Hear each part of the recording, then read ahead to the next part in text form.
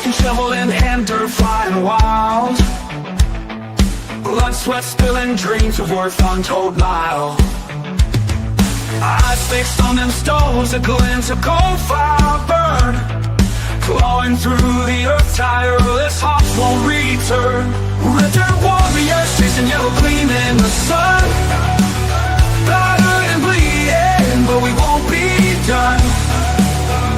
For the families back home, hearts heavy with hope, through ragged dreams and rocky slopes. Mountains with my tails pass through the years. Every grain of sand soaked with dreams and fears. Grit and grim and forging fortune from the rock. Echoes of their struggle ticking like a clock. Red dirt warriors chasing yellow gleam in the sun. Battered and bleeding, but we won't be done. For the families back home, hearts heavy with hope, through ragged dreams and rocky slopes.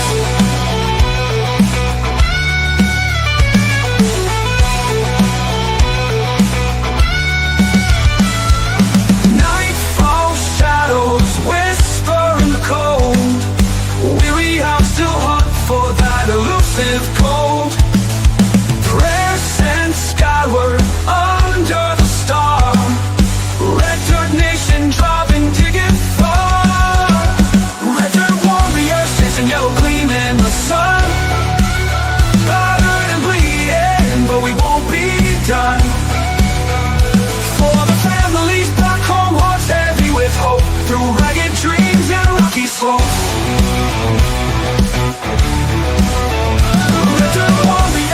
Yellow gleam in the sun. Battered and bleeding, but we won't be done. We won't be done. For the families back home, hearts heavy with hope, through ragged dreams and rocky slopes.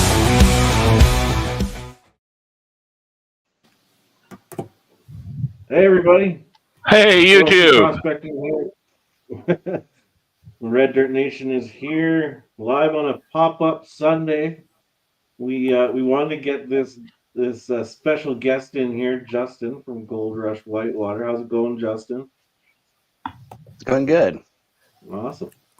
We wanted to get him in here before he disappears for a while because he's going back up north, go back to work, and we want him on our live because we love the Gold Rush community, and yeah.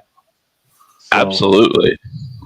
I'm not feeling the hottest today. We had a big benefit on Friday for Mary, and it just took the wind right out of me, this benefit. And now I'm sicker than a dog right now. So I'll be stepping back on the mic a little bit and let Reg and Kelly do most of the heavy work today. But I want to say thanks to Justin for coming up. And yeah, no problem. I know Nick and 406 Miner are wishing they were here, but they got stuff going on. And we've already got 14 people in the house. We got Creed from Alaska Nine Finger Mining. How's it going, awesome. Creed? Flash in Your Pan is here, Ed, which Justin was on last week. Chris Saucier, he's also, I think he's heading back up to Alaska soon. He was a big supporter of the benefit on Friday. Ray Russo, he's here. He's going to be up here joining Red Dirt Nation in a couple weeks as well. Nice. Yeah. The biggest thing I want to announce is we raised over $2,700 for Mary on Friday. So yeah, that was epic. Yeah, that was great. That was epic. That's $1,000 over our goal. So wicked. If I haven't gotten an email to you yet, please shoot me an email so I have your address. If not, me and Mary will figure it out. And Jeffrey Button's here, so there you go. Hey, Jeffrey. I'll do more later. Oh, all right, you guys go. So, how did you become a gold prospector? What inspired you into this sort of profession? Where did you start? Well, it started when I was young. I saw it on TV. I saw it on the Gold Fever on with the Massies and stuff doing their thing, George Buzzard, and I saw that they were getting the gold, and I had to. My bedtime was strictly 9, so I had to sneak over into the other room, open like doors to make a barrier so my parents wouldn't hear, and Yeah. I'd sit up right next to the TV and watch it. And later on, about a year later or so, we were in Central Oregon. I grew up in Oregon, so that's where Okay. my roots started. And we got to the store, and I looked down and I saw a metal gold pan. And I begged my parents if I could get it, if I could have it. And my dad was telling me it was a waste of time. There's no more gold out there. The old timers found it all. And Yeah. then my mom's like, what harm could it do? It'll keep him busy. And it did. Cool. Nice. Nice. So that was the start. I was about 9. Yeah, I was. Yeah, I forget what year it is. Once you get older, it's like, oh, was I 8 or 9? I don't remember. But I was 9. I was 9 years old, and then I'd pan the local creeks around. But I lived in an area where there just isn't much gold at all. Yeah. And being that young, nobody else had the interest in my family. Everyone was like, no, no, no. I'd ask my parents when we're taking trips to the grandparents or whatever, can we stop at this river? Can we stop at that river? And no. So it wasn't until I started driving. I mean, I did some trips on my bicycle. I rode up to 120 miles to go prospecting on my bicycle when my parents Wow. weren't aware. But when I started driving is when it really took off, and I got to meet a lot of people. I drive down to Southern Oregon, Roseburg, or even over to Idaho to meet people at the time. Wow. And so I just go everywhere. Yeah. Nice. And everywhere within a weekend's distance. So, and to me, that's pretty much the edge. Like 2 days, I could get to the eastern side of Idaho or western Montana or into California with a shot down to I-5. Sometimes, if I wanted more time, I'd stay in Oregon. But I wanted to get as many places in as I could. Yeah. That's neat. So from there, So what you- made you move? What was that? So from there, what made you move? Well, I knew I always wanted. So, mining regulations and how they put these rules that violate some of the laws and stuff of what our rights for mining are. Yeah. Ended up being more of a cluster to deal with. Yeah. And I was actually active in the fighting for mining rights in the States and trying to stop the overreach that they were doing. We would actually go to DEQ meetings across like Oregon or even go to meetings in Washington trying to educate the others in the area, make more news of it, and try and get things so we could push back against it. But then different ones wanted to be the leaders of the movements of trying to push, and then there'd be internal arguments. It just got to be kind of draining.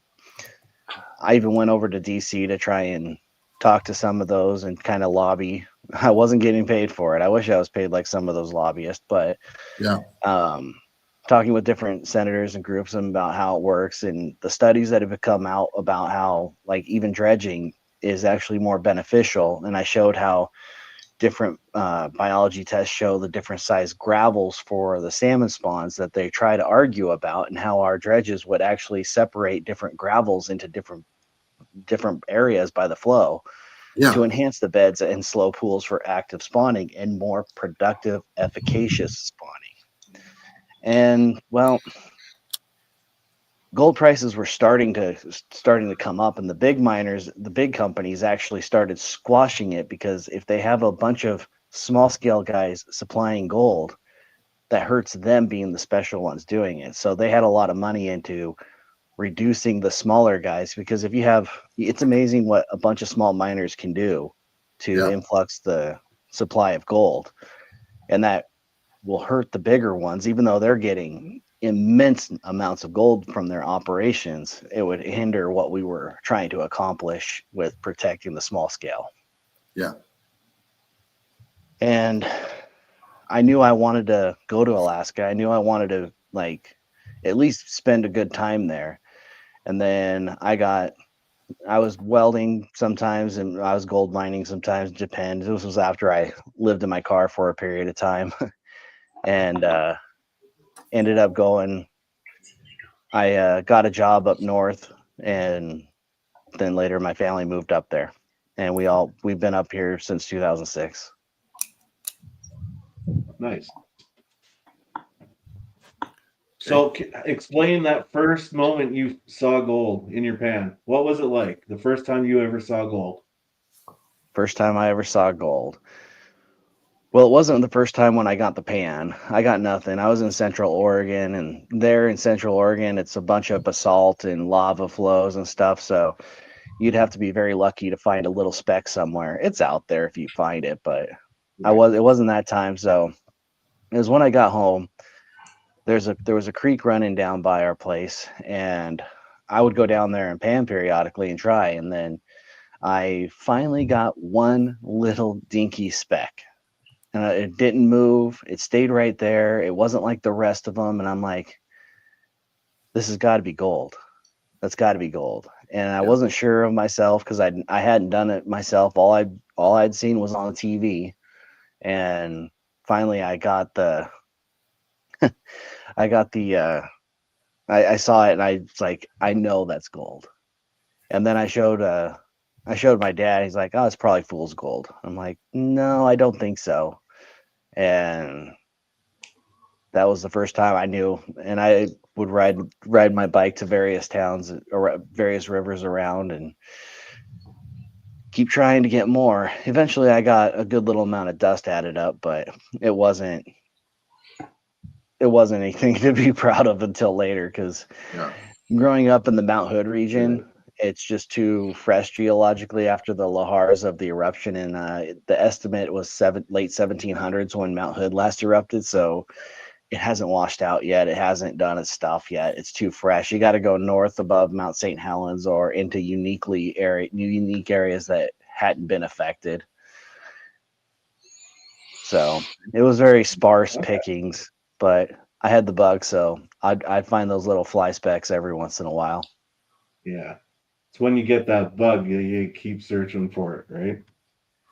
Oh yeah, it was crazy because the first real mining trip that I did when I turned 16, I ended up getting a 2.5-inch one of those backpack dredges that go onto a frame with an inner tube, and I got one of those. Went down to Roseburg area.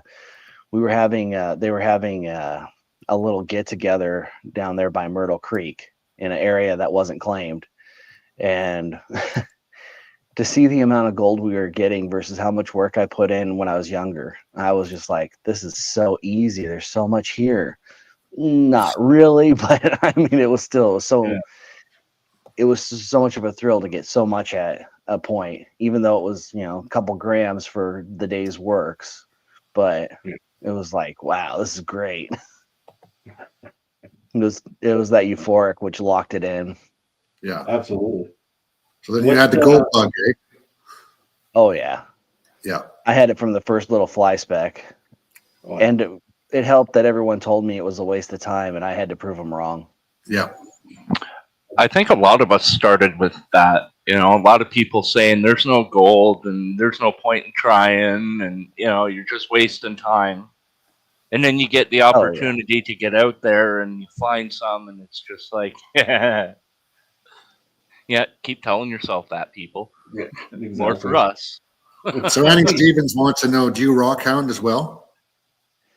I do, but I always get distracted by, there could be gold there, or maybe that there's gold there, but I always look at the rocks and stuff. Out here, we were able to find jasper and various agates along the rivers, and there's actually a really cool fossil place up nearby that I want to actually go up to and do some fossil looking, trying to find some of those. But nice.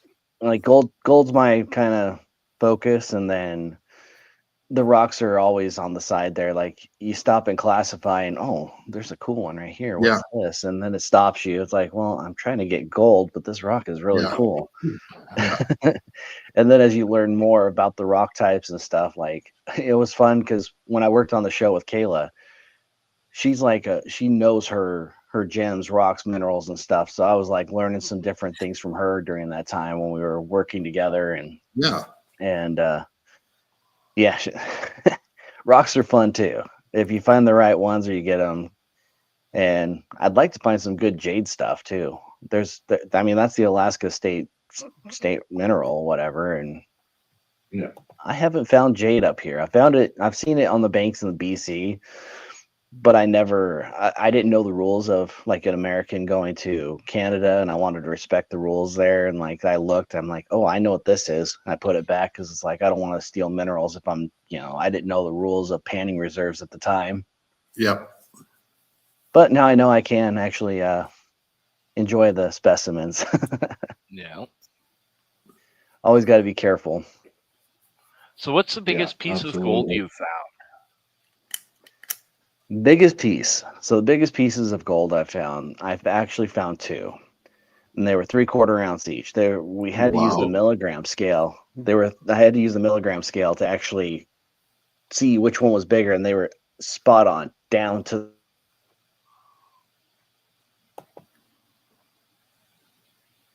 Oh, he froze. Or is that me? Nope. No, We're here. I think he froze. Okay. Well, Sorry about the technical difficulties, folks. while he unfreezes, we will. So everyone in chat, you're welcome to share up some questions for him today. It's a smaller crew, so we'll be happy to take your questions. Yeah. Yeah, absolutely. Must be Travis, cold did up there you in drop Alaska. Jim the link? I did. Jim, do you want the link? I can send it to you. I absolutely can. Oh, he's going to be coming back.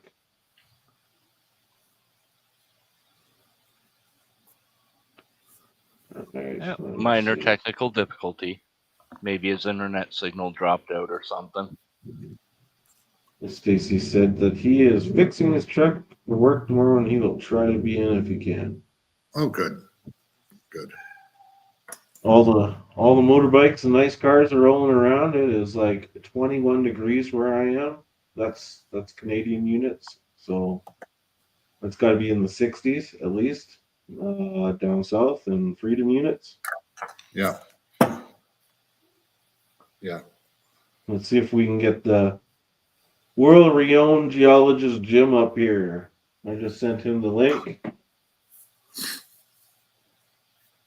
Prospector Jason E. Miner, how's it going, man?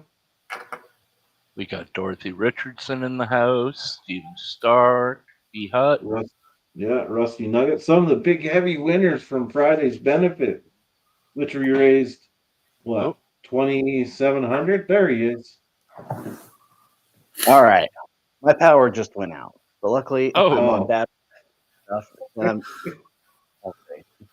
Now my house Icicles alarm are is still telling me falling the off the power's power out. lines in Alaska. What are you to do? What do you do? Yeah, exactly. It's all good, man. All good. So luckily it's all battery. I got nice big battery banks for that stuff. So Oh, see?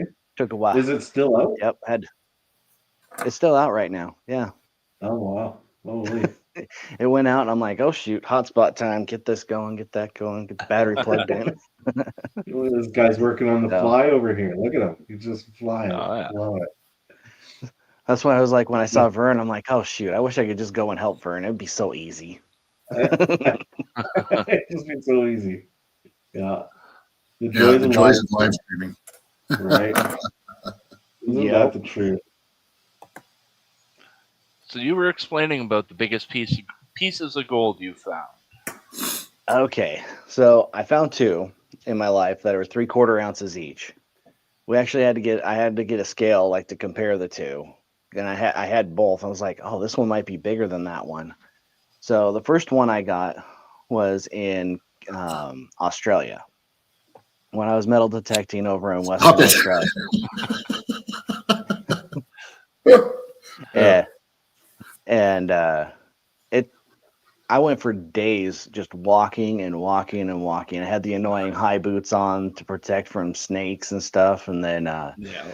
I had the belt with the chain so that it would drag a line, so I knew the track I was taking when I was swinging and walking down all that red dirt out in Right. Western Australia. And I got a little piece in this one area. I'm like, oh, cool! Finally, I got something. It'd been like 5 days of walking. And I would guess I probably was close to 20 miles a day or more. It was a lot. Like I was just steady after it. I only had so much time to be there, and I wanted to find something and take it home. And I kept going and got to where um, got to where um, this little, like, it's hard to explain. It looked like a wash, but it was just a little divot. And when I got to that again, I noticed the hole I just got was just down like 3 feet over in the last line I dug. I was like, oh, there's another one. Okay, I got another target. I got another target. So then I shortened my span out and went crossways down it. And during those few days, I ended up getting about 14 ounces, and the biggest one Oh, being 3/4 ounce. very 14, nice. 14 ounces. Yep, 14 Holy ounces in moly. 2 weeks. The way that wash was, like, you couldn't tell it was a wash. It was just like a little mini dip. But the way the wind blows in the outback out there, the dust will fill in all the low spots and make it kind of flat and level with the brush base. Yeah. And when I started digging, I could see there were little like wash rocks, like a river or a wash like you'd see in Arizona. No Nice. water, nothing, but yeah, it was thrilling. I was doing really good. Nice. And it was at the time when Holy, gold was only like 290 an ounce US. And Wow. so the operators out there didn't have the money to go exploring with their equipment, doing their scrape and pan. So they had arranged to have people come and do the mass amount of exploration to find these spots, because they know that we wouldn't be able to work as much as their machinery, which they were Right. allowed to use and we Right. weren't.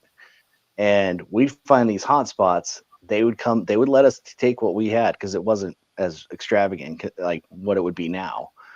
Right. And they would come follow up. We'd leave. They'd flag off the area after we found it and then work it to make their gold and get what they were going for. So we were essentially the mules to find it. And if we found it, we had to report it to them, show them what we got. And then when we were done on our trip, they would take over. And so that was kind of the arrangement they had made, which worked in our favor. So we had a great time and had a place to work. Nice. They don't do that Yeah. anymore with the price it is. No. No. I would say They're not, not as open or desperate, you know. Now that what used to take 10 ounces only takes one. And so they're doing fine now. Yeah. Yeah. All right. So I had that when I What had is the my price? business. What is the price? Yeah. Do we know what the price of Um, gold is today? Reg is our I don't have it offhand. guy. No, Reg 30 will pull it up. seconds. I'm loading it up. That's a Joe question. Okay. That is a joke According question. to Scrap Gold from Coin Apps, US dollars, it is 3,036 and 80 cents Oh, wow. per ounce. Okay. And So it's Canadian, right it in is above. $4,319.54. Man. Crazy. Good time to be a Crazy gold to think miner, the that's price. for sure. Good time to be a gold miner. Yeah. Yep. Holy. Absolutely. So besides hunting for gold, do you have like any other kind of treasure hunting activities you do?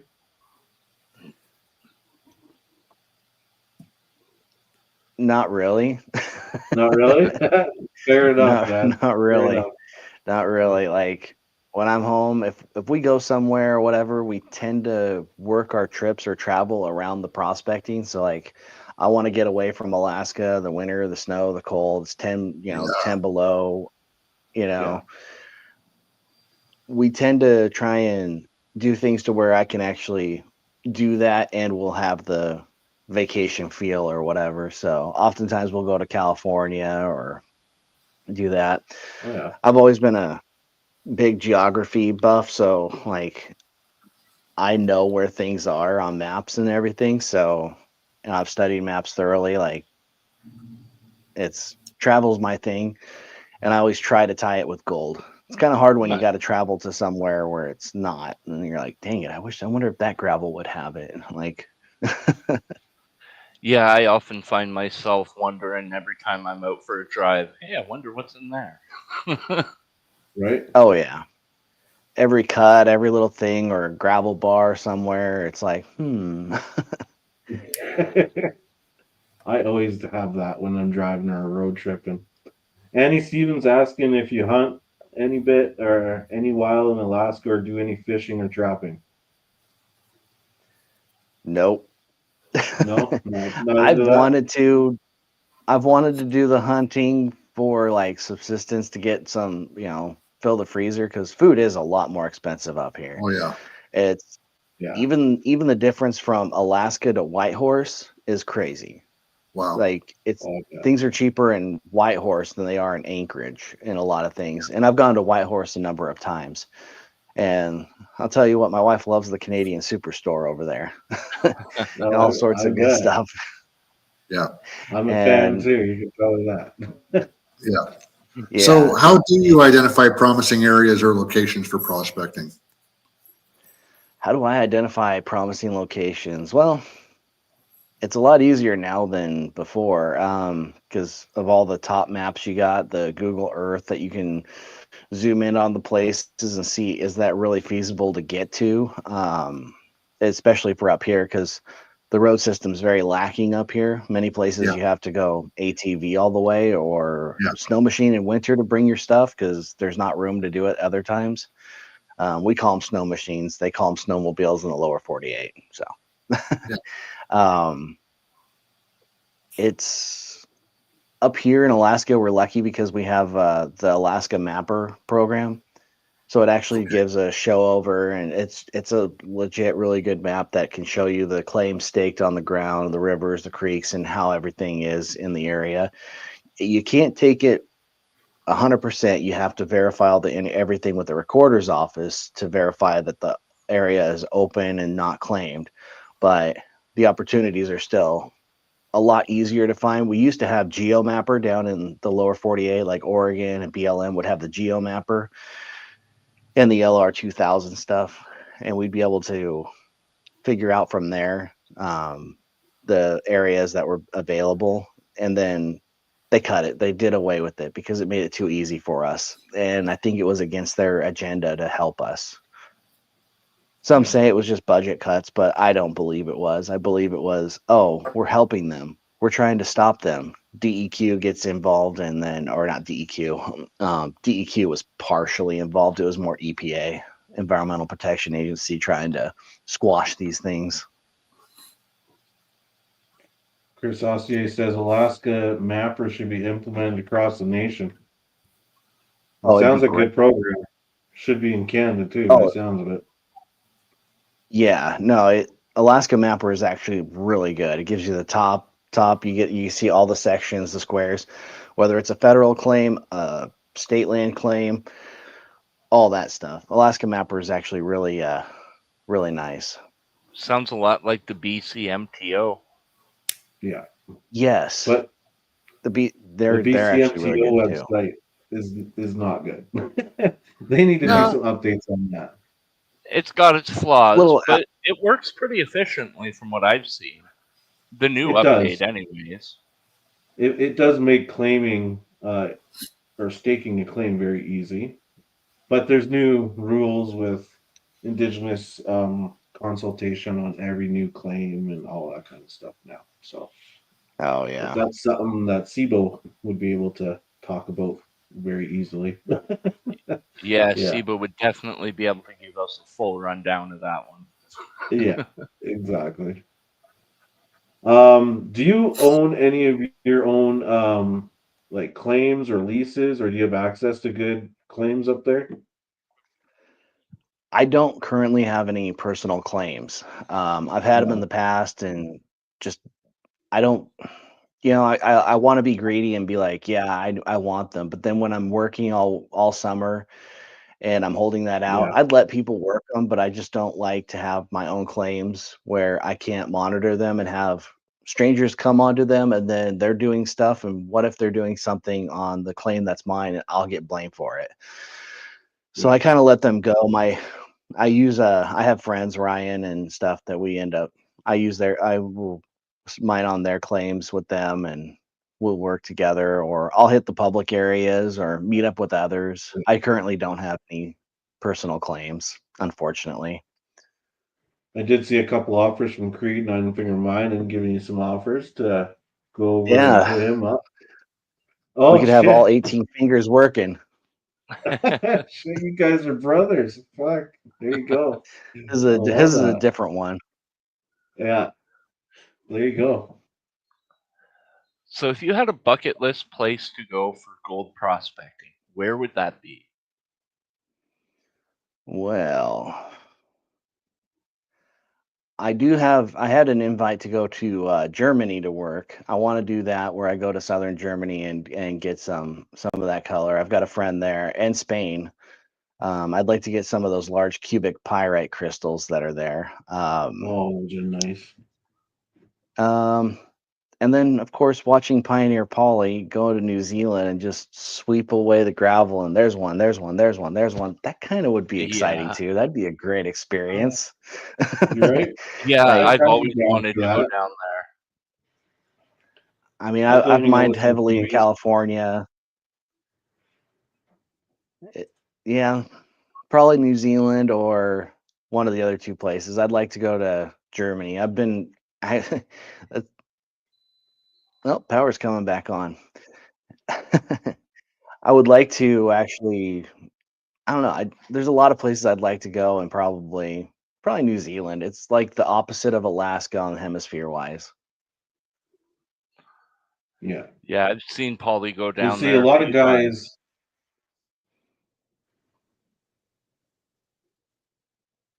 What's that? I said I've seen Polly go down there a lot of times. Yeah, well, Yeah. I saw him go down there that first time, and I was like, oh wow. And then of course, I've seen the Tassie boys in Tasmania doing really well too. That'd be a cool area. I already did the Western Australia. Maybe if I was over towards Adelaide more, or somewhere down that way into the Triangle of Gold, the Golden Triangle area, that'd be kind of cool. Um, there's lots of places I'd love to go, but I've got plenty here in Alaska that I really need to check out. But I do want to hit some of BC as well, hit up those provincial panning reserves, and then I'd like to go back to Edmonton again and actually work on the Yeah. North Sask. I was out there. I was doing a trip. I used to commute every Yeah, 3 weeks from North Dakota back to Alaska, and so I traversed from all the way down by Regina, Saskatchewan, crossing the border, all the way up to Edmonton and then to Alaska. And I would do that every 3 weeks to Oh, go down wow. to work and come back. Wow. And I was passing through, I saw some Jeez, videos. that's a drive. It was like, oh yeah, 2,409 or 547, something like that. It was a Yeah. lot of miles. Yeah. But North It's a lot Dakota of was miles. oil field booming, and it was like the Wild West. So if I left my tools down there, I might not see them when I get back. Yeah.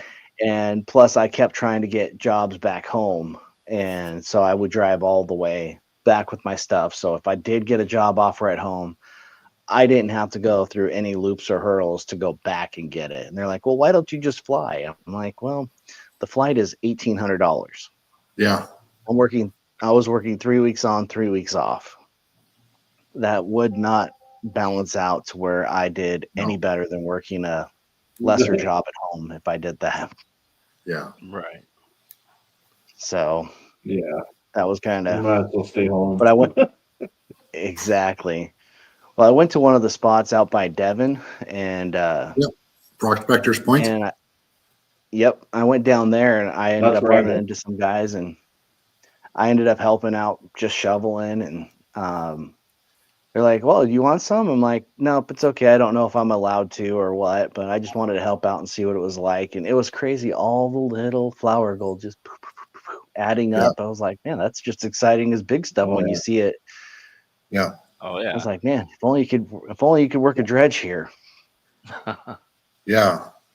Yeah, right. I know. I know. The funny thing is, they say You got to cut. upstream or downstream from there is better than right at the prospector's point. But yeah, it's an interesting place to go. Access is hard to get there. So Yeah. Oh, it was a good hike down the bluff, but otherwise it was not too bad. yeah. Yeah. Good. So you like the flower gold too. So do you see prospecting as more of an art or a science or a blend of both? How much is luck? How much is intuition? Intuition comes to the start of it, but strategy and learning can actually get you to a more advanced level. You got to have sort of an instinct for it. It's kind of like any craft or trade that you end up doing. Yeah. So like I've got guys that they learn how to weld, but they never quite get really good at it. They can lay a bead, they can do whatever, but it's just like you really didn't want to be a welder. You don't like this. This is just That's what you me. do to make money. And like you're able to pass, but it's not really that good. You're not, you're able to do it. And there's kind of that level of when you're a prospector miner that you're able to like imagine the rivers coming up. Where was it flowing? How would the gold have settled? What was here? And in our cases in the north, we have to figure out ice jams because the rivers freeze up, you get blockages and stuff. And did Yeah. that change the channel from this side to that side? And now this side is good, or what? You got to be imaginative and kind of, you got to be, yeah, there's definitely a science to it. I mean, obviously, gold is an atomic element. The specific gravity, as we know, it's amazing how scientific in math we are at converting, grams to ounces or whatever else. So there's a Yeah. lot to it, but I think it's very methodical, and you got to have an imagination to picture what was actually going on that put the gold there, or what minerals are in the vicinity. So you got to have that like bit of geology, that bit of physics of what the Yeah. gravity did, what the flow did, and all that. So people Yeah. discredit it, thinking that the old time miners were a bunch of desperate, unintelligent. They knew how to make some creative ways of getting what they needed. Yeah. Oh Well, yeah. they were so innovative. Okay. Yeah. Oh yeah. Like Yeah. some I of know. the Like, technology that they're using now, we still use today in prospecting. Right. Yep. So that's a testament to the old timers. Yep. Yeah. Some of that solid stuff. I mean, there's very little stuff that's like newer than what they did. Yeah. Yeah. Well, you look at the rocker box, right? Like Hmm. the rocker box is a perfect example of kind of what we use today, but just, enhanced and modified for, technology's gotten better, but the premise of that rocker box is still being used today. So, Yep. Speaking of, I want to make myself one of those soon. Rocker boxes are actually really fun to work with. I mean, if you've got limited water, just a little yes. scoop and shake it back and forth. If you're on like a little trickle of a stream where a sluice doesn't work out, yeah. you get yourself the right little. I was using one of the measuring cup with a handle. They used to use the ladle so they wouldn't have to squat down to get the water. They'd use the ladle and come up with it Right. to reduce their hunch over time. There's Yeah. they figured a problem and fixed it. No, there's a So, lot of things going on with the rocker box that makes it good. Yeah. yep, you got your top classification. Everything goes down, and it's technically not motorized. So, Yeah. and it can Your process water's the going amount. back and forth. Your path is much longer and stuff, and it slows it down. Oh yeah, it's a beautiful setup. Yep. So even like the gold around here for Travis and I, it's all flower gold. We're in Southern Alberta, it's just like at the Yep. NSR.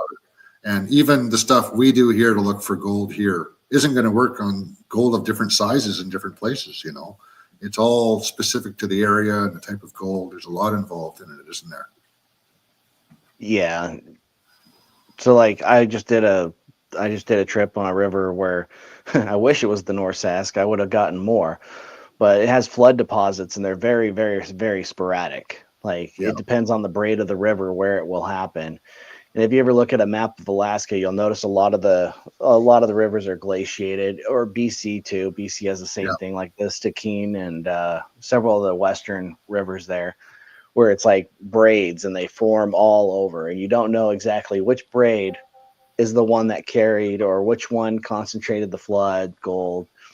And I was working out there, and it was the gold. It looks so beautiful in the pan, but it's super thin. It's still thicker than gold leaf, but not by much. And it looks so much better. Like people are like, "Oh, those are nice flakes." I'm like, on the surface they look nice, but they are paper thin and don't add up to much weight.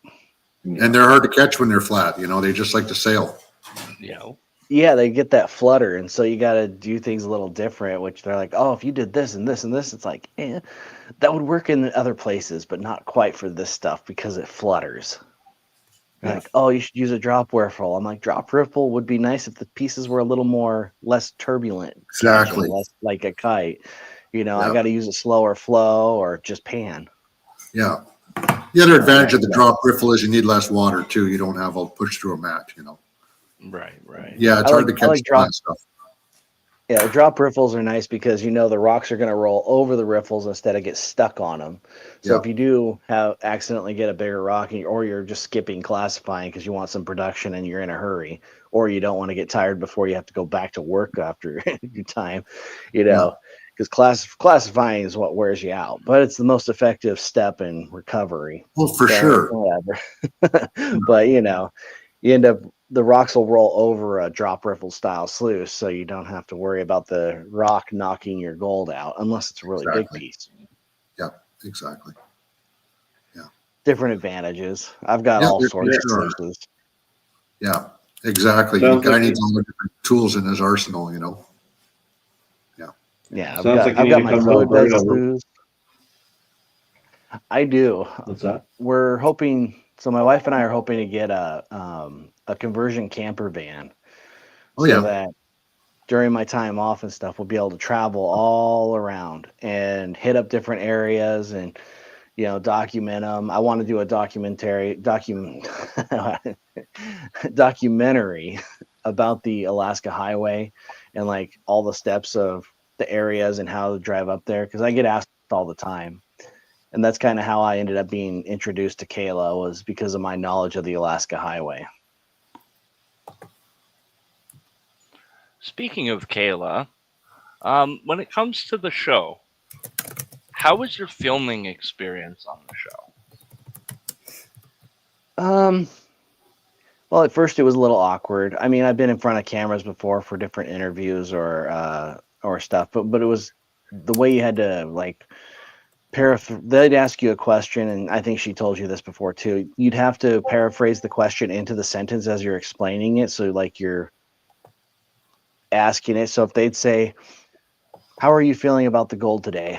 You'd have to answer like, "I'm feeling like the gold today won't happen, or it won't. I don't think we'll get there." Or you have to answer with the question inside of it for the commentary. So it takes some getting used to in there, but um, the show was really fun. I liked being able to go mining the whole time and being out there with the crew and doing the crazy stuff we did with the winches and moving rocks and boulders. Yeah. It was really it was a dream. It was great. I enjoyed almost every minute of it. I mean, there were some times where it got to be a little bit annoying with Yeah. like the so one thing they said that I was told was I needed to talk more. And if Kayla didn't know what she was doing, I probably would have spoke up more. But Kayla is a solid gold miner. I don't need to tell her how to do something. We did have Yeah. some disagreements on like how to build the little rock dams to do it. I like to keep an opening in the dam so the water's lower, so then I can get more rocks in the hole first, and then I plug it up and let it fill up, so then we can actually go down a little more. But of course, they want to film content, and so they're wanting us to do it sooner instead of doing that prior planning. And so it's like, okay, I get it. We got to make the hole and get in the water and start doing it. And so we would have to make the pond sooner and fill it up with water. Then it became, and I'm not a tall guy. I'm strong. I'm pretty good at what I do, moving rocks, but I don't have the longest arms in the world. And so I'd be reaching down all the way down to move those rocks out of there. And I would just keep hustling, trying. It was really tough to like talk more or speak up at meetings when you're the brand new guy. You're not wanting, I've never been one to create a scene, but yeah, it was Fair enough. definitely different, Yeah. but Prairie the had to leave. operation was fun. Prairie had to leave because he's going to his parents' 60th anniversary. But you wanted to ask, what's the Yep. most valuable lesson you learned from your experience? Oh, the value, like from the show or in general, you think? Probably in general. Respect the rocks. They hurt. Um, That is the respect the rocks, because yeah. I mean, you never know what's gonna be the end. Like, so with the reason this is missing, we had it was summer solstice 2006, and we were up here, and I was up further up towards I was in the between the Talkeetna range and the Chugach range, and I saw this rock with some quartz on it, and I got a little pushing on it, and I didn't make the rock fall, but then I heard a grinding sound, and I was like, what is that? And I look across the mountain over towards Kings Mountain, and I look over, and there's no rock slide. Well, next thing you know, the rock fell and landed at an angle on this hand and slid, Oh. and it rolled this finger. It didn't take it off, it rolled it, but it was not salvageable. So there was no amount of Sorry to body hear work that about would fix that.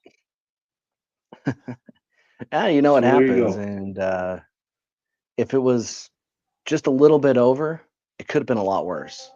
Right, Yeah. right. This rock was like the size of a SUV.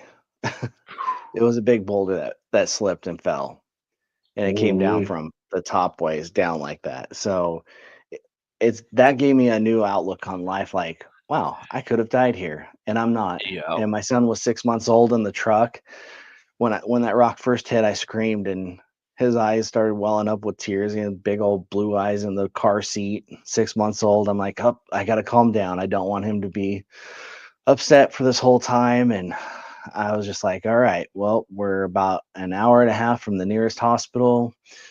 What are we gonna do? I was pinned. And so respect the rocks. It was a long journey back to the hospital after being stuck for 2 hours under a rock. Not quite as glorious as 127 hours, but still 2 hours is enough. Yeah. Still, that's enough. Yeah. And you know what? That's an important lesson to know and to realize, like shit, the finger is nothing compared to your life, right? So I'm glad it just Exactly. took your finger. You know what I mean? So Yeah, and it was a little 2.2 earthquake that I heard, but I couldn't feel. oh shit. That was what all it took was that little earthquake, dislodge it, and that was Just what a did it. little shake, okay? Yeah. Um, Just enough I to don't know. wiggle whatever else out. Yeah. I don't know much about what's about this tribute for Darcy next week that Flash is doing. If he wants to give it more information or text me, Ed, that'd be great. But yeah, Flash is doing a tribute for Darcy this week at some point, so keep your eyes and ears open for that. Sorry, Yeah. Justin. I just wanted to get that out there.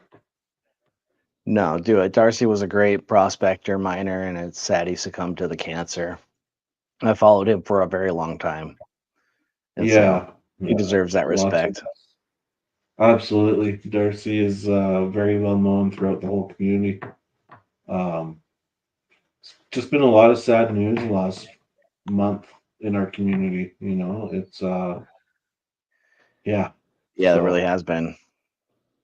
yeah, and Ed, if there's anything that we at Red Dirt Nation can do to help you out, or if we can join your tribute of some sorts, let us know, and I will.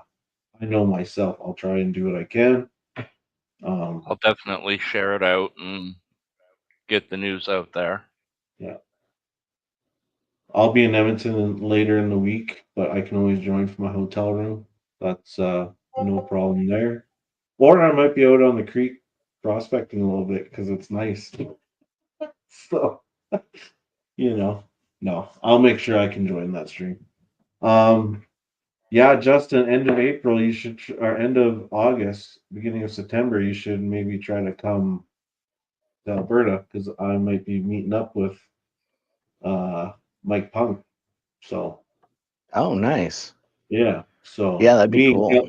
Me and Prairie. So if you want to come down for that, we're gonna Nice. go do some prospecting on this North Sask.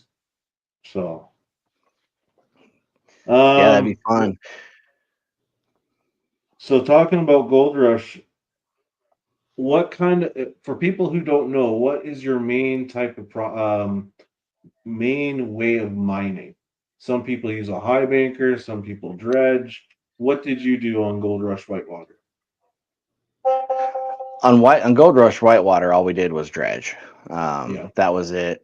Um, I did I did get to do some panning at another claim in a little bit of the time, but then once we were out at Nugget Creek, I was stuck at Nugget Creek, and there was no like side hops. In my personal time, I do it all. Just depends on how much time I have and what kind of setup I have. If I have a solid week, I'll try to maybe set up a dredge and do that. If I've only got like a weekend and it would be I'd waste a lot of time setting up the dredge, I'll just do a high banker. Or if I have only a couple hours in the day and you know, I got I got places within 15, 20 minutes of my house that I can go and get a little bit of gold from. Right right. now, the good spots are still buried in snow, and I keep checking the snow machine, the riders, the sled guys, what their status is if they're still riding. Because if they say the riding is over with, then I know the good spots are starting to open up for me nearby that I can get to for a good weekend. Yeah. Um, I've wanted to work in Fairbanks more and explore the interior more as it's a little more, it has an extended season and it's more open for the prospecting because they're a little bit further away from all the salmon stuff and the restrictions. Because in the South Central area, the gold, our seasons are May 15th to July 15th. And a lot of times the snow doesn't leave until the end of June.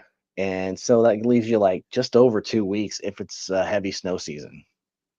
Yeah. And in Fairbanks, the interior is isolated from the coastal influx. And so Fairbanks is a uniquely weird spot where in the winter, -60, no problem. And in the summer, it'll be 90. And that's Fahrenheit, of course. But Yeah. it's the interior has a lot left to explore despite what the old timers did there. Hey, Creed, is this an invite for all of us to come up to Fairbanks and join in? Because I would be, my goal, one of my bucket lists is go to Alaska and do some mining.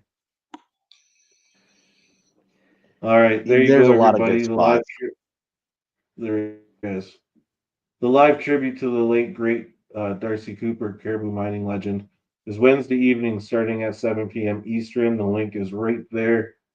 Wednesday, I am not in Edmonton. I am at home, so that's perfect. I will be here for that. Um, Awesome. so yeah, everybody, we will keep that. We'll keep that link pinned there for a bit, so everybody can go over there and make sure they join. Yeah, I'd probably end All up being right. a late arrival. Yeah. Me too, because I think I'll be driving home from work at that point. I think. Yeah. So what kind of cleanup process do you do when you're mining?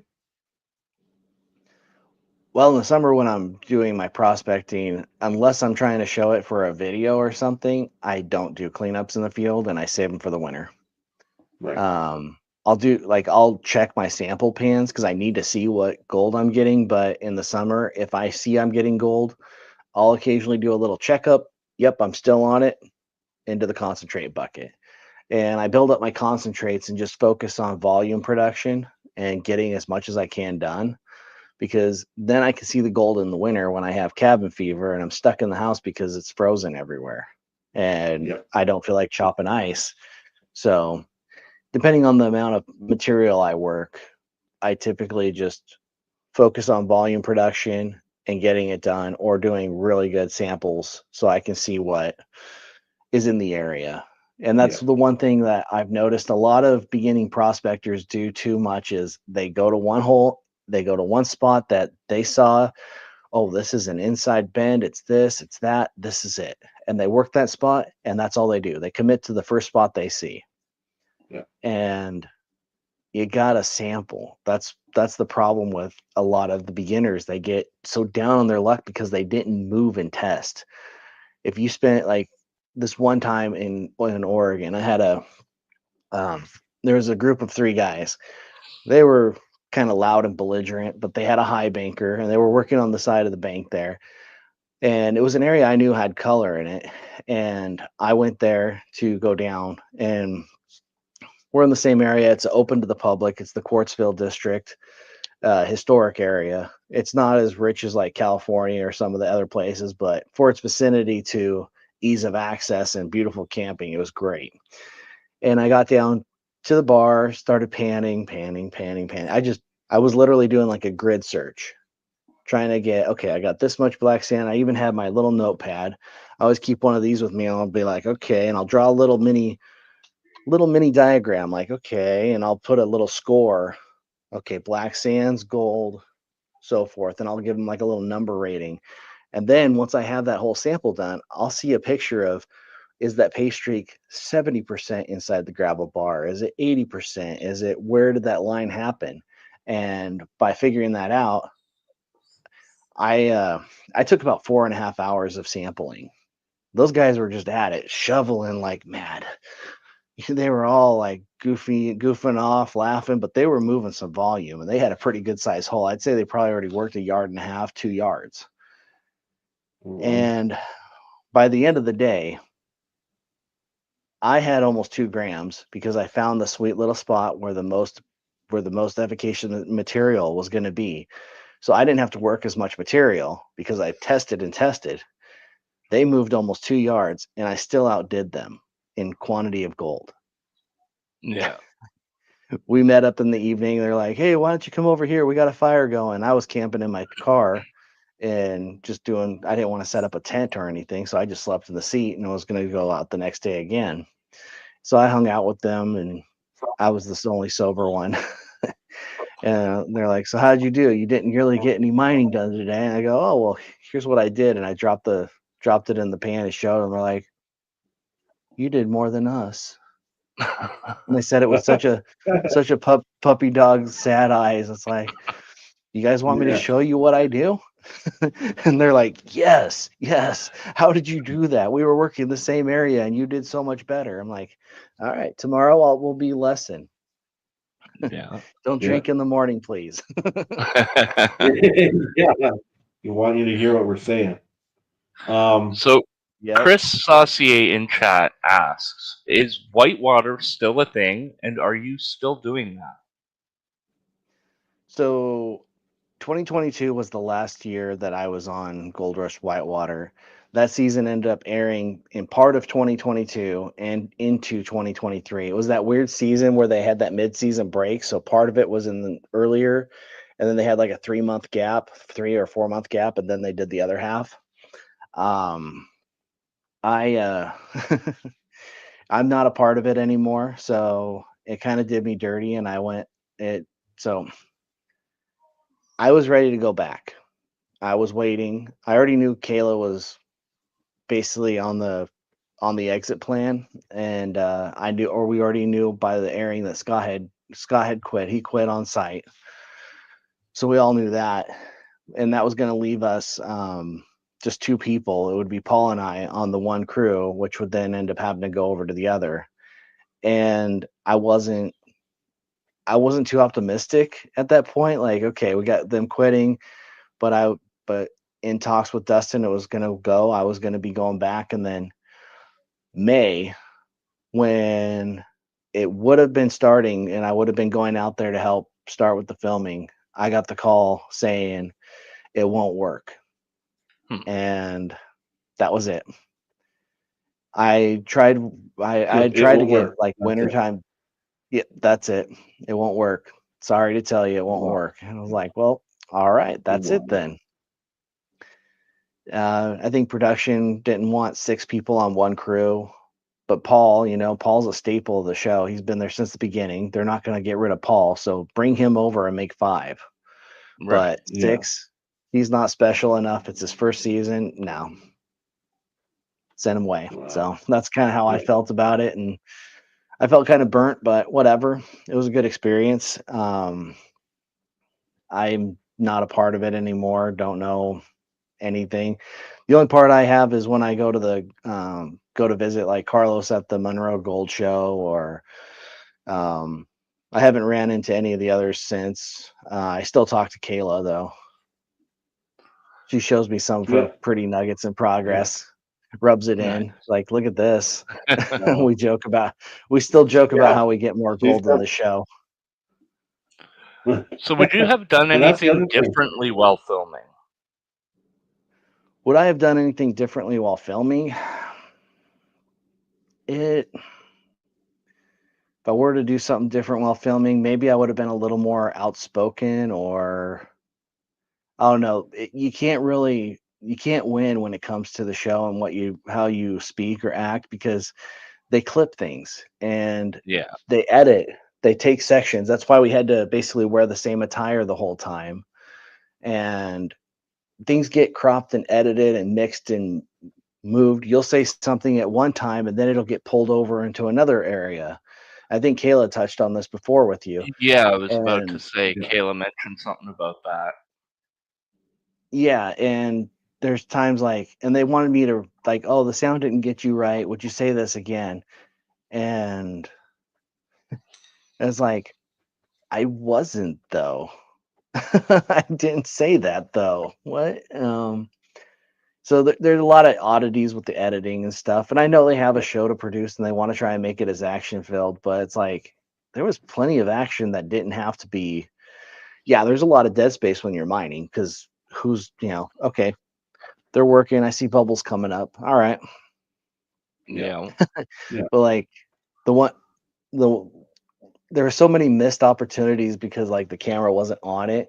Now Randy, who was on Dustin's crew, he was always on it, catching it and stuff. And we had another guy, we had another ones that were on the spot, always catching whatever happened.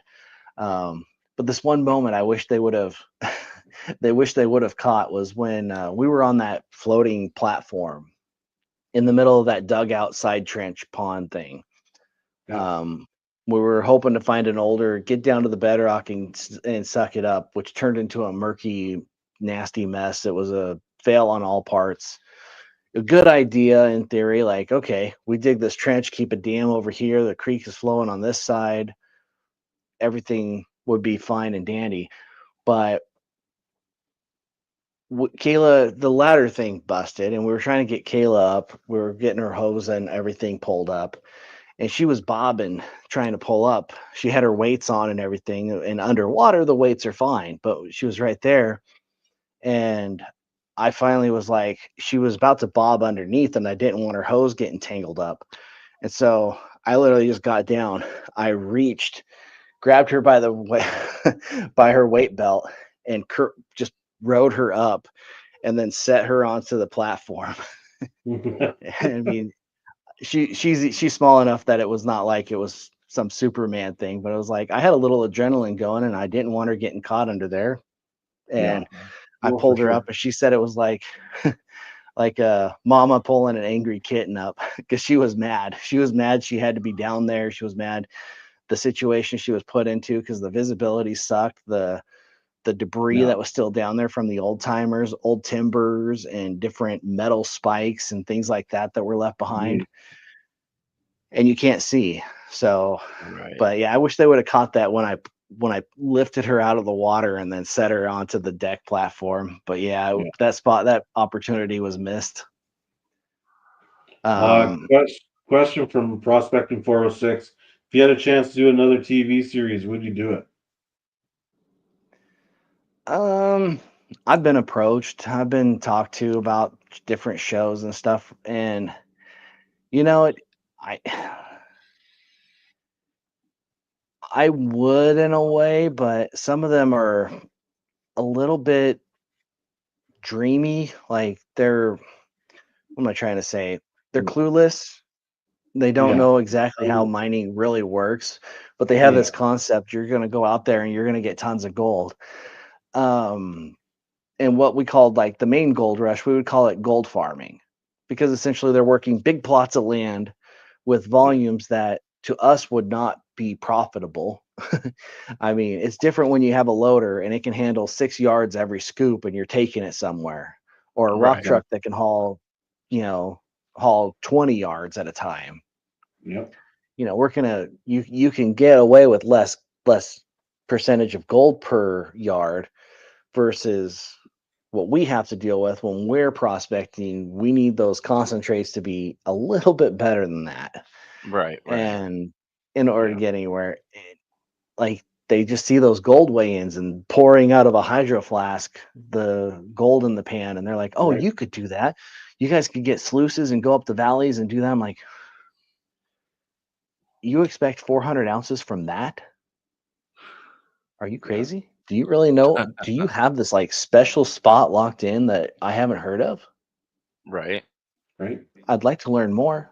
It, Mother load. and that's where I worry that they're preaching this to the masses, and the masses come and they don't realize that you have to do reclamation and stuff too, along with mining. Mm-hmm. You can't Yeah. just go and mine and leave, which a lot of miners are doing. Hence why our regulations are so thick now and getting thicker by the day, Yeah. right? By the year. So there's a lot of I misinformation that's happening. And I know as here a in miner, Ontario, there's so much red tape when it comes to mining. It's near impossible unless you got 10 million in the bank. Yeah, for the bonds and all that, because so many before haven't done the steps and they just go in, take it, and then leave, and then yeah, they leave it behind. And that's where you have to have the bonds in order to do it these days. For the bigger operations, you have to have some sort of bond in order to cover them if they have to take over and do the reclamation. well, I'll tell you, like I have 2 gold claims in BC. My first gold claim, my first year on that was reclamating from squatters and 2 from the old miners that had the claim before me. Me and my wife cleaned for 2 years, and the ministry extended our lease for 4 so that we could actually mine. But, no reclamation done, right? So they saw we did the reclamation and were like, yeah, here you go, right? But more Yep. people need to be doing that reclamation is what I'm trying to get. So, Yeah, and I wish they would show it more on the main gold rush, because like Parker's yeah, won awards for doing excellent reclamation, and he absolutely. understands Yeah, that. And so but they don't show it as much. They'll show the loader going in mowing trees down like it's a lawn, like they're little blades of grass, but then they won't show that there's actually biologists in the areas designated for setting up seed mixes, tree replantment, all that stuff. And they don't it's a go into the big science or the industry. Reclamation is a big industry for those big mining companies, right? So oh it's yeah. it's Like something that can Alaska, I don't know if Alaska, we have our own biologist that will actually, depending on the zone that the operation is in, whether it's the interior, whether it's South Central or the Kenai Peninsula, Southeast, all around the state, wherever the mining operation is, when the reclamation needs to happen, they will procure the seed mix for all the native grasses, plants, and everything, so that nothing that it's invasive is brought in. And then yeah, they'll even get the saplings for the spruce and the birch or the alder or whatever ratio mix they want, do that. And then some of the places in Alaska that were mined in the past, you don't know until you dig, and you're like, oh wait, something was here before. This dirt is kind of not native. It's not packed in hard, but Right. you wouldn't be able to tell it from the surface looking because everything is grown out of it. Right. And That's the that, way it yeah, should be, yeah, right? well, that's the way it should be, 100%. Yeah, you can't notice a difference, and then How all the long new was wetlands made. how long was an average day of filming on whitewater? Not as long as I would like, Yeah. because I'm used to long shifts and stuff, and that's one thing that kind of is funny is on like different socials, and Kayla's a beast, but I It never was, called it quits early or did anything like that. It's funny when everyone goes, "Oh, you were better than all those men." I'm like, "Hey, now, her and I were the two good ones here. We're the ones with the most experience. James yeah, was third with the most experience." yeah. And never once could they ever actually get unless they fabricate or make a CGI of me quitting early. It wasn't until Kayla or somebody told me, "Hey, we're calling it a day," that I would get out of the water. Yeah. So that's one of the social things that kind of irritates me. Yes, Kayla's a beast. She's really good at what she does, getting gold. She's whipping my butt at getting gold right now. She's down there fighting the ice and going in with her stuff and I doing it know. right now. Just like, And I'm proud yeah. of her. She's doing great. Oh, yeah. She's ice mining, basically.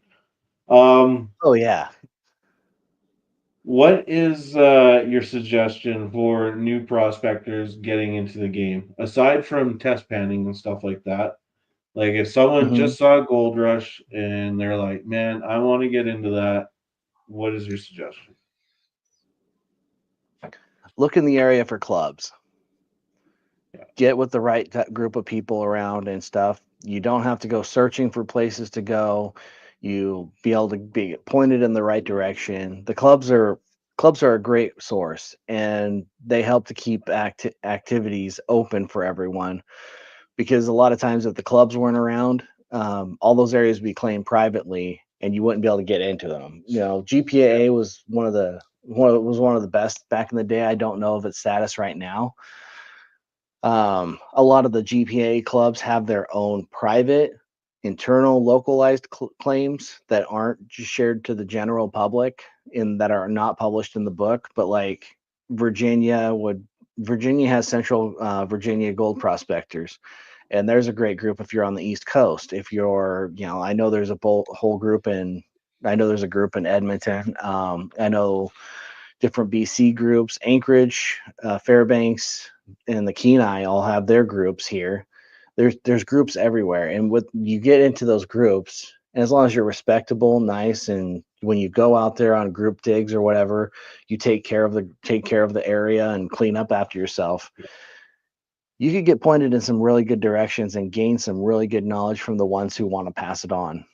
And that's a lot of how I Oh, started yeah. learning on things from old timers. They saw I was serious, they saw I had the gold fever, and so they showed me what they look for. They talked me through it. They would basically narrate, think out loud while they were doing what they're doing. Now, what I see here is this, and I'm like, okay, I see what you're talking about. And that helped me become better at finding my own spots. Absolutely. Awesome. Yeah, I agree with that. That's a prospect in 406 Nick is saying too. He said that for years. Join your local clubs. Yeah. They're the Yeah. base foundation of our community. Um, well, and that's just it. The basis of our of our community is to collaborate with each other, network, and support each other, and that's why I love this community. Exactly. Uh, Other than prospecting, Justin, what do you do to fill your time? Um, work. Fair enough. That was pretty easy answer. I work 84-hour weeks when I'm working, so I really don't have much time for anything else. I do like to do strongman activities with my son. Nice. He goes by the Alaskan Frost Giant, but he's got some state records in Alaska, which is pretty cool. I used to actually compete in strongman when I was younger, lifting Atlas stones and different things, which I think I had a nice head start from moving all those big rocks when mining. So it was like a lot of free training at the river. And so if it's too Absolutely. cold Yeah. or whatever, I would I like to lift a lot of stuff. And I wish they would have shown on the show more of all the big rocks that I was moving, like the size of some of them, because I think it would have put more into how much I was working on there versus their clips of me trying to listen on the hokey comm system and calling me a rookie, which that was irritating, or the least experienced on the crew. I'm like, I've been doing this longer than anyone has here. What are you talking about? And besides Kayla, I don't know how much gold Kayla's gotten because she's been showing some pretty cool stuff. So I think I'm still in the lead on Kayla on most gold mined in my life, but I could be wrong. She's doing awesome. So who knows? So that's my But I had a next head question. start where I am older. How much gold have you mined? In my life, probably close Roughly. to, I was gonna say 500, but probably closer to 700 ounces total. That's a lot of A gold. lot of that, the biggest chunk was when I was dredging on the Klamath River before California did its thing. Um, I found a claim between where the new 49ers claims were that an old timer had. He wasn't able to really work it anymore, and he saw my situation living in a car at the time and saw how I had all the equipment in the car and what I was doing, and he gave me the opportunity to work that claim. And I started laying out I'd document everything on there for him. So if I eventually moved on, he'd have all the information for what he allowed me to do. But I ended up getting a little dredge in town and then getting into the water. And so upstream, the bedrock was about 10 to 12 feet deep. Downstream, it was about 10 to 12 feet deep. And then in the spot I was at, it was at 16, then 17, then 18. But every layer after about 14 feet had pretty good gold in the overburden. It was like a boil hole, but in the main channel of the river. And I kept going down and down and down. And finally, I needed to go downstream and ask some other guys at a neighboring area, hey, you want to help me over here? I think I'm onto something really good, and I shouldn't do this alone at that deep. I did things that were kind of, looking back, really stupid. Diving, I ended up getting down to 80-foot Yeah. deep on my dive, which that's at that border zone of where you only Oh, spend cool. so long and come up. And I spent way too long down there, longer than I should have in those dives. Right? But gold will make you do crazy things. And Oh yeah. at the it was Gold at the fever. bottom when I finally got to that bedrock there, and I could see it was kind of a schisty, like layered rock bottom. It wasn't smooth like the rest of the shallower bedrock. The Right. gold was it was when I turned my headlamp on, it was like Star Wars. All the lights coming, like the gold going into the nozzle, just flying in. And I knew it was worth it. And I ended up working about probably close to a exposed area of about 10 foot by 10 foot. And in that season I had 100 ounces.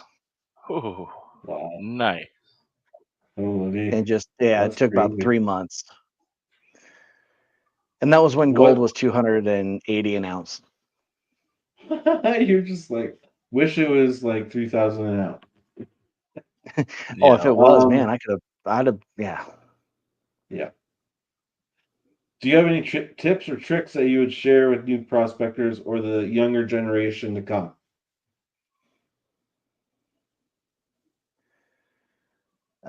Tips or tricks for the younger generation or whatever. It's so hard because like when I did it, I had to figure out everything myself. Yeah. But we have social media now. and there's definitely lots of groups and Yeah. connections. So young people can find out more than I could when it was still the AOL chirp and beeps and buzzes, and no groups really.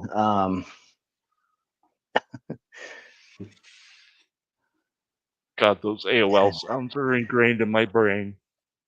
Oh yeah, mine too. I'm not really sure since it's like it's hard because like the younger ones that want to do stuff, a lot of times they're getting sheltered a lot. They're not getting taken out. Yeah. These days, a lot of parents are having to work a lot, so I just say network what you True. can and study and listen Yeah. because like it used to be where we could go out on our bikes anytime we want. Now it's like we got tracking apps and all sorts of things. It's a totally different time, Yeah. It's and it's totally tough different time. to you tell a kid what you would have done, and the culture's different these days. So Yeah. you know, it's it's definitely strange to think about that, but So networking. what if someone with ca- adverse health conditions or disabilities wanted to pursue treasure hunting or prospecting? What would you suggest they could do to get into prospecting? Oh, well, it obviously depends on the severity of the whatever is going on, but Yeah. I mean, stick to lightweight, do a pan. Um, oh, there are some areas that are easier to get to than others, but now we're coming in with like, there's ATVs. You're able to go into places, these special wheelchair ATVs, Oh and yeah. they get to they get to bypass a lot of the rules and limitations because of the disabilities acts that are present in both Canada and the US, because Right. that's how they can get to where they need to go. Yeah.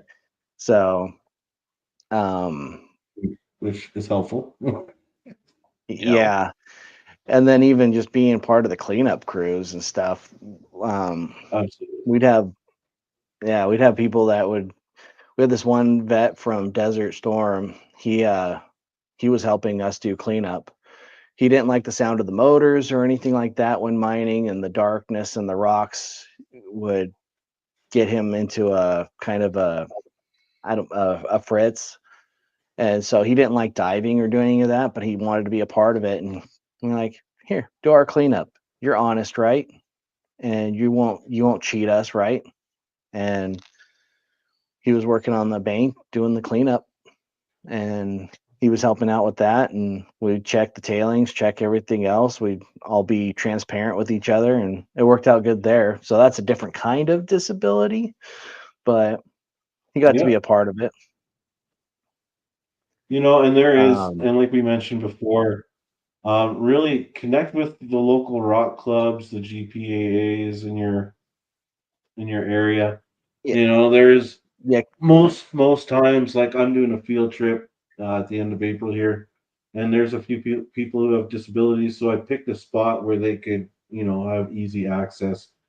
And someone's gonna has a disability van, so they're gonna bring their van. That person's gonna jump in that van, and so that's that collaboration and networking yep, piece there, right?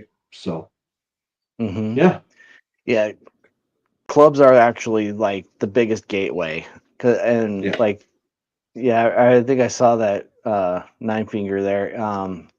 About a club in Fairbanks. They have a GPAA group in Fairbanks. I don't know how big or like if it's dropped down in popularity or not, but back when at Pro Music and Mining, um, they had weekly meet or monthly meetings or something like that. Not so many yeah, in the winter, but in the summer they did. And then they had their yeah, outings out on the stees.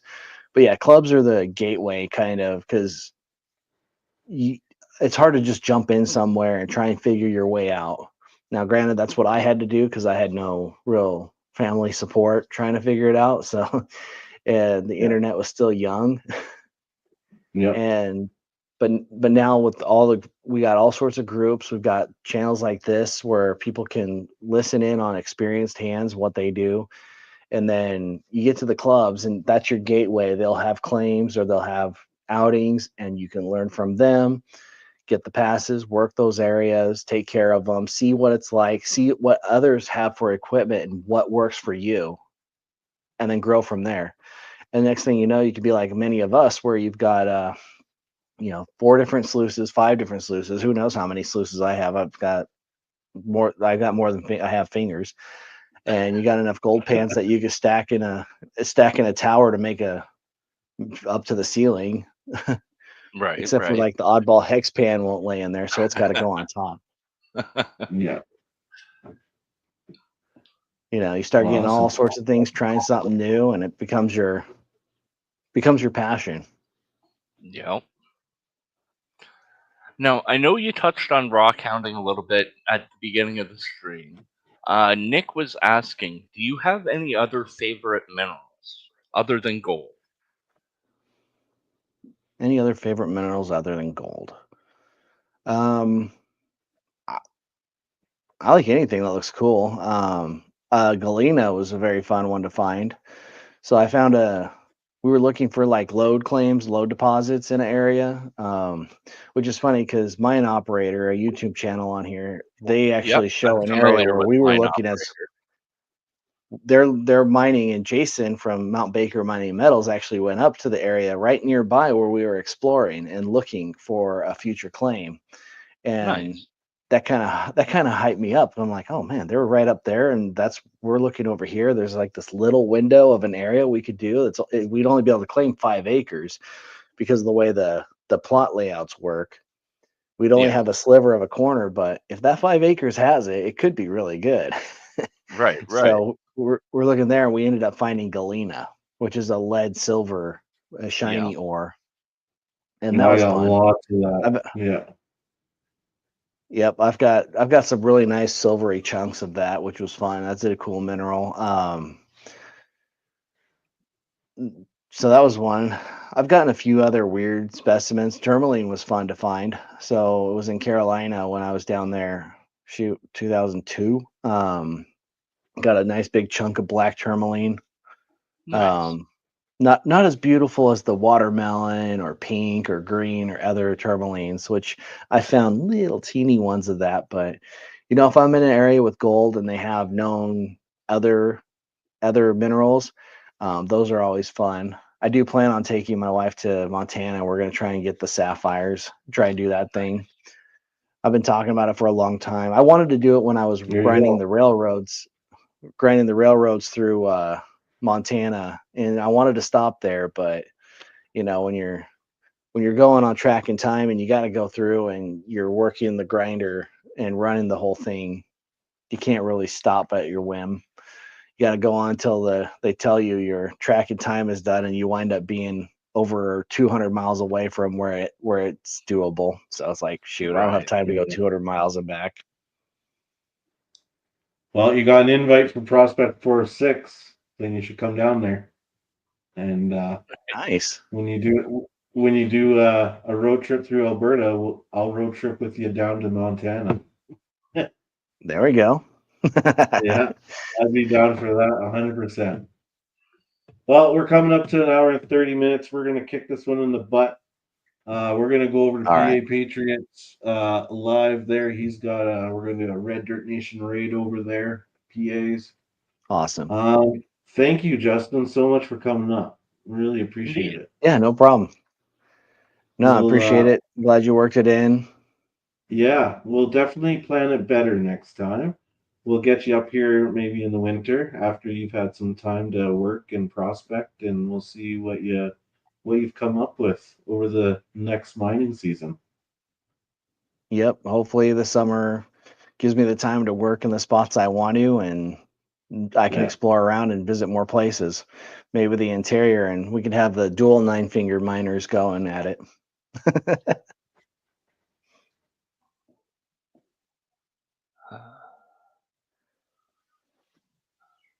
Oh, now my internet's starting to go.